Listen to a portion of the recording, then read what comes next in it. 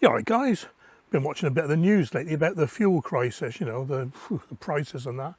Saw an upsetting bit about parents are having to leave their 5-litre diesel 4x4s at home and walk about 5 minutes to pick their kids up from school. Bloody shocking, I tell you. Anyway, bit of a mishmashy type thing. I'm preparing some, put them over there now, preparing some plants for the scouts that are coming to the allotment on Friday. Lifting my no-dig spuds. I've been asked to do a proper bioassay of the contaminated compost by Corteva. Taking the peas down on the allotment, heritage peas, don't talk to me about heritage peas, and a few other little bits and pieces. So here we go.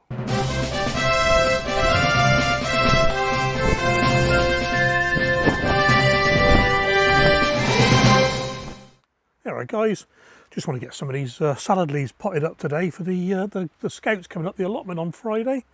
I'm going to give them a talk on pests, I reckon. And we can have a look around for some, you know, aphids and slugs and snails and that sort of thing. Right, anyway, I mentioned, briefly showed you on the last video, the aerial potato tubers. Well, here they are. They're growing all right. So I'll put those away in a minute and get on. We've got one more thing to show you. The other thing to show you, remember the indoor hydroponics trial? Well, the lettuces are still growing in the compost. They're okay actually, they're growing all right. They actually look, it's going to sound daft this, they look healthier than the ones upstairs. The ones upstairs in the hydroponics, I've got a few left, they're the same, it's hard to explain, they look long. If they were a tomato, you'd say they were leggy. You know what I mean? I mean, there's some, you know, they're just, it's hard to explain, they're just too tall, you know. Anyway, let's get on with this. So, I'm not going to make you watch all this, so.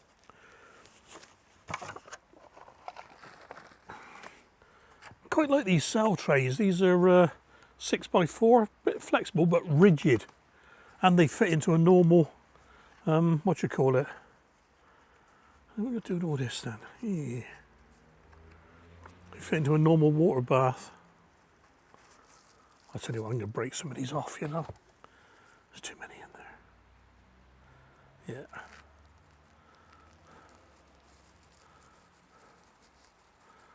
I expect half the kids don't like lettuce anyway.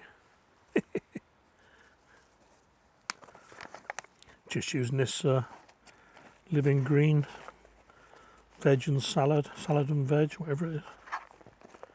So it's quite good. I'll tell you the thing I like about it is when you've finished using it, and it's going to sound daft again, your hands are, well there we are, your hands are black. You know, it's proper, it's proper soil, you know, proper compost, proper manure in it. With the Aminopyralid problem, I've been in touch with B&Q. Oh, never heard of that before, I'll pass it on. And I've been in touch with Corteva, who they have a hotline, believe it or not. It's called Manure Matters, www.manurematters.co.uk. It's got loads of advice on there. I didn't know it was there. I googled it somehow. And it's got a decision chart. Did you do this? Have you got this? Did you buy it here? Have you told them? And this and that. And you go through it all, and the bagged compost is the easiest one. There's only one choice. Does the bagged compost say green waste on it? Yes. Contact our hotline. So I did. I'm waiting for a call back actually. And there's all the salads potted on, ready for the kids on Friday. Right, I got some seeds to sow. So what we got? I got cabbage. I want to get some cabbage in. My cabbage aren't doing very well, so I want to get some overwintering cabbage. We got, ooh, here we are then. Tete de Pierre, Savoy January King 3, Durham Early, and some more Primo. And the Primo are doing all right, but they're just not very big. So I was going to do them in the old Agrilan, but I'm going to do them in this flexible one because there's 4 types and there's 4 rows. 1, 2, 3, 4, 5, 6. That's going to be enough or not, you know. Yeah, I might do them in the Agrilan. Yes, I'll do them in the Agrilan and transplant them. Yep. Like I said before, I used to be indecisive, now I'm just not sure. Oh, I've also got some second sowing of Faraday dwarf beans to go in. I'll do those in the bigger tray. I'm using the finer living green for this one. This is the multi-purpose. It says multi-purpose, but it's better. It's finer than the salad and veg one. I wouldn't say better, it's finer. See, it's, you know, it's all dusty. 43, cabbage primo. 11, I don't know what the 11 means. Well, let's put one in each.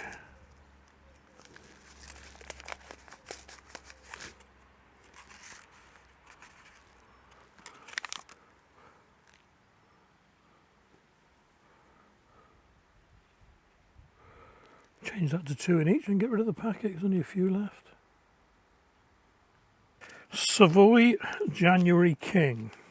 Looks nice, got a red tinge to it. 203 Durham early. Pink Panther cabbage, Durham. Durham, Durham, Durham, Durham, Durham, Durham, Durham. And last up, I think Clarice sent me these. Must be run out of date pretty soon. No, used by 2024.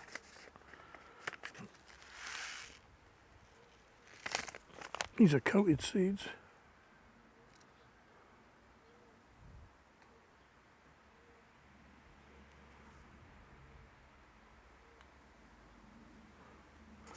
You can try and zoom in on that.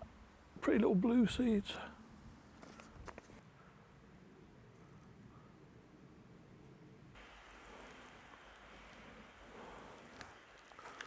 Alright guys, just doing the old walk around the greenhouse. I say walk around, more like the turn around. Anyway, in these 3 black pots we got the first sowings of the big Zac, the first plantings. And I noticed they got flowers coming, so there's the flowers on the first one. A bit close that I think, maybe, yeah. But on the second one, look at this. Look at the size of that one. Could be a mega bloom coming. And same on the third one. Woohoo! So I should be watching that closely in the next couple of days. Okay then, on with the reveal of the 12 Vivaldi seed potatoes. These were planted on the 8th of April. Basically all I did was make a little dimple in the compost and cover them with straw. So let's have a look. Well, about halfway through. They're certainly easy to pick, but shocking quality. I mean, look. You've even got a slug still on that one, a snail still on that one there. Scab, slug hole, scab. Terrible really. And sorry mate, you're going for a flying lesson. The other thing as well, I mean, no, I'm not the tidiest gardener in the world, but they were hard to weed, you know. So I'll just show you how easy they are to pick. Let me get round here a minute.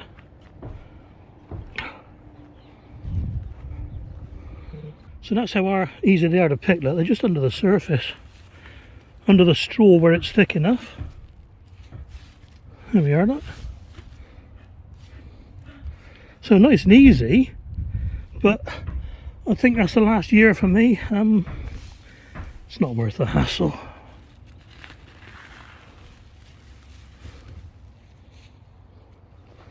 Just going to load into that cabbage leaf there. Look. So, there we are, look, see, covered in scab. Yeah, I'm not going to bother with this again. Well, there we are then, all done. That's an onion down there. I haven't missed one. Well, I have, I've probably missed quite a lot, but I'll get those next time I plant something. So I'm not going to go through them. If they were good spuds, I'd be going on my hands and knees, getting them all out. But they're pretty pathetic really. So, that's some 12 seed potatoes. 12 Vivaldi. I'm going to grade them now. The ones that are no good are going to go straight into that compost bin there. And the few, I say few, the ones that are left, I'll take home with me. Well, that's it then from 12 seed potatoes. Some of those are a bit scabby, but they're the larger ones, so I should be able to peel them off. Pretty rubbish. Okay then guys, before we get too despondent and give up totally on the growing no-dig spuds under straw method, have a look at Liz Zorab by the farm. Go over there and see her reveal footage where she grew loads of potatoes under hay. Now hay is denser than straw, so maybe that's why there's no slugs. I mean, I had so much slug damage. I threw away nearly, it must have been half of the potatoes with slug damage. So maybe I did it wrong with straw. I'll put a card to Liz's video on the end screen. If you don't try, you'll never know. You could end up with the best spuds ever. Right guys, let's slow down to a gallop and I'll tell you what's been going on so far with the compost, you know. I found a website called manurematters.co.uk and I'll put a link down below. And it turns out that the website is run by Corteva, which is the agricultural herbicide pesticide branch of Dow. So anyway, reading the website, and there's a whole load of some good gumph on there, believe me.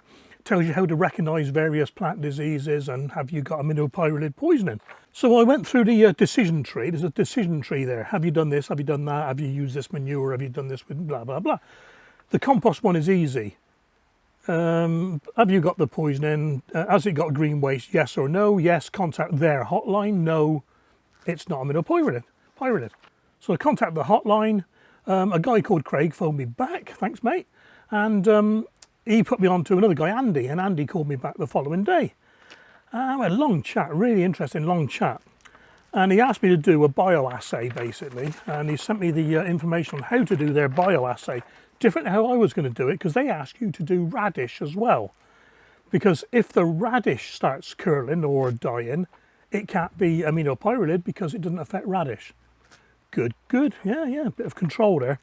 So what I did yesterday, I hurriedly, because it was going to blooming pour down yet again, I got some of the compost out of the 2 tomato buckets, mixed it 50-50 with good compost. So I used Living Green all-purpose, multi-purpose, and I got 8 pots of Living Green on its own. So here's a bioassay. I'll just talk you through it very quickly.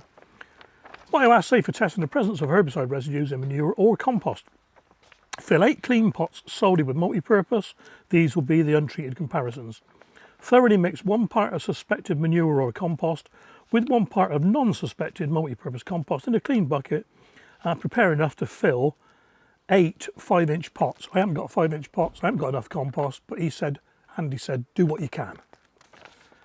Place each pot in a separate saucer to prevent water from one contaminating the other. And give them a thorough watering and leave for 24 hours. So they've been overnight, they're wet compost anyway. So I'm now on the second stage. Plant 4 of the test pots and 4 of the untreated pots with 4 broad beans per pot. I'll probably use 3 in these. And plant the remaining 4 test pots with 4 and the 4 untreated pots with 4 to 5 radish in each. So here we are then. So this is the untreated, this is the control. I'm going to go and get myself a little dibber. I had one just now and I've lost it. So let's do the radish first. I'll do the front row radish. Yeah, I'm going to make holes actually. I don't want to go and get more compost, so I just do 4 little holes in each one at the front there. I'm doing the untreated. I'm doing the control first because I don't want to get the dibber dirty, if you know what I mean. Got to be careful here because at the bottom of the packet there's a lot of chaff in there. Right, that's the radish. I'm just going to push these in, 3 in each will do. About 1 inch deep, if I can. Yeah. I'm going to have to buy some more beans now. I bought these at the Malvern Spring show, ready for next year, but I'm going to use them all now. Exhibition long pod, these are. Right, so that's them. Put those away. And I'll bring the other stuff back. Okay, this is the contaminated stuff. So 50-50 the tomato bucket compost and Living Green. So just do that to buy some more radish as well. Now what's this? French breakfast 4, Francis. They call these, you know, these radishes numbers like French breakfast 4 and 3. Why don't you just give it a different name? You know, makes sense to me. Called it Fred or something. Well, isn't that spooky? I've just tipped out exactly enough to do the assay. Well, that's it then, guys, and the rest of it is plant blah blah blah. Observe the subsequent growth. Observe the subsequent growth for a 4-week period and note any ill effects in the pots containing the manure mix, such as cut leaves, fern-like growth on new sprouts, shoots.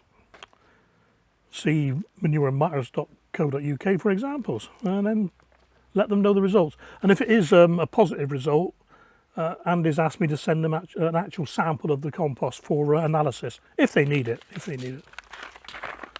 Okay, guys. Oh. Monitor closely, eh?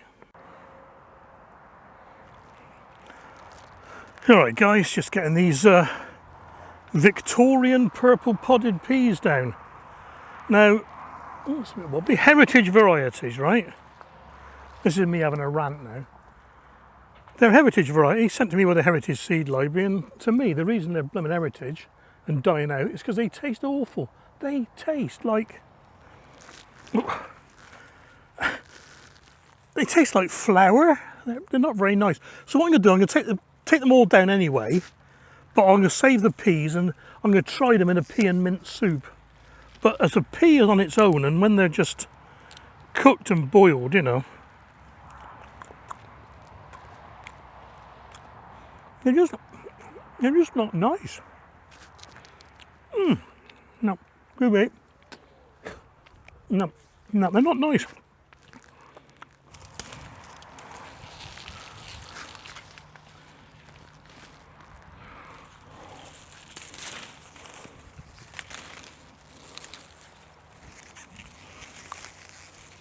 Have anybody else noticed that? The beans this year taking ages to get going. Let me take you off the stand a minute. Yeah, look, I mean, they've been in ages and they just started climbing up that mesh. And in fact, I'm pretty sure that wasn't there last week when I did my, you know, guided tour of the plot sort of thing. I'll actually shell these at home because I can put the peas in, the pods in my own compost then. Compost, worm bin, I meant worm bin. I know what I meant. I'm talking to myself, so it doesn't matter.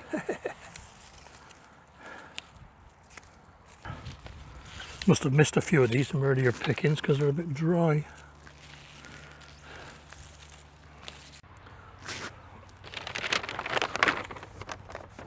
See that? Not a bad lot. Just make some soup out of it because, like I say, perhaps they're a class of pea that you use for, you know, dishes rather than, you know, fish, chips and peas sort of thing. So. Yeah, just putting on the single seed potato challenge cutting that was done in water. There we go, Woody. It does work. Look at the size of that now. So that's gone into a 5-inch pot for now. And that should be the last one for the challenge. Well, I hope you enjoyed that, guys. Look after yourselves out there, stay safe, and I will catch you next time.